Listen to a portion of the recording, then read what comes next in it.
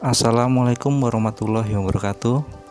Hari ini kita belajar prakarya, yaitu tentang kerajinan bahan lunak.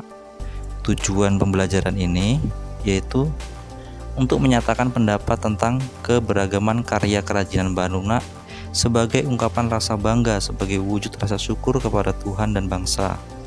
Memahami pengertian sejarah, jenis sifat dari karakteristik kerajinan bahan lunak, memahami teknik pengolahan, prinsip perencanaan, prosedur, dan pembuatan dalam kerajinan tersebut, dan merancang, membuat, menguji, dan mengkomunikasikan produk kerajinan dari bahan lunak. Nah, kerajinan bahan lunak ini yaitu mempunyai jenis karakteristik.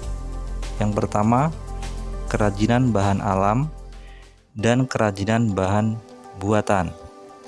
Kerajinan bahan alam yang pertama yaitu kerajinan keramik, kulit, floor clay, dan getah nyatu. Dan bahan buatan salah satunya kerajinan lilin, kerajinan gips, kerajinan fiberglass, kerajinan polimer clay, dan kerajinan sabun. Pada prakteknya, kerajinan dibuat dengan mempertimbangkan wilayah kerja dengan beberapa prinsip. Yang pertama, keterampilan tangan, maksudnya menggunakan keterampilan tangan.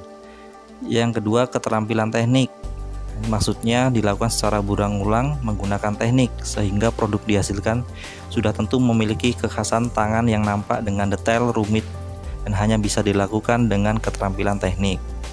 Yang ketiga, tentang kedaerahan atau tradisional. Kerajinan merupakan benda-benda yang mempunyai nilai guna praktis bersifat universal, dibuat dengan keterampilan teknik tangan namun masih dipengaruhi oleh adat istiadat setempat. Pemaduan juga dapat dilakukan dengan bahan serupa, tetapi dibuat dengan karakteristik yang berbeda. Secara umum, jenis karya ini dapat dipilih menurut manfaatnya. Yang pertama yaitu kelengkapan busana. Contohnya seperti galung, kelang, bros, dan masih banyak lainnya. Yang kedua, kelengkapan suatu benda.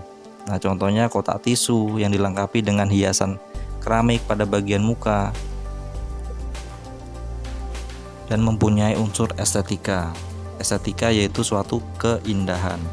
Yang ketiga yaitu kelengkapan rumah bangunan, contohnya seperti air mancur yang sebagai pelengkap rumah atau bangunan. Dan yang terakhir yaitu tentang kelengkapan keperluan ritual atau upacara adat, contohnya seperti lilin yang digunakan sebagai acara ritual atau pesta adat. Oke, kita masuk ke materi berikutnya yaitu jenis dan karakteristik kerajinan bahan lunak. Bahan lunak alam adalah bahan lunak untuk karya kerajinan yang diperoleh dari alam sekitar. Contohnya seperti tanah liat, kulit, getah, nyatu, bubur, tisu, dan lain sebagainya. Yang kedua yaitu tentang bahan lunak buatan. Bahan lunak buatan adalah bahan untuk karya kerajinan yang diolah dan dicampur dengan zat kimia tertentu.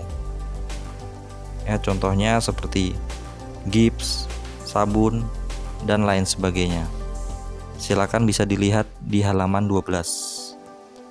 Sebelum membuat kerajinan, perlu dipahami dahulu seperti apa membuat karya yang berkualitas, maka proses penciptaannya harus mengacu pada persyaratan, yaitu yang pertama, kegunaan, kenyamanan, keluasan, keamanan, dan estetik atau suatu keindahan. Untuk lebih memahami secara mendalam, silakan kerjakan tugas berikut ini dan silakan jawab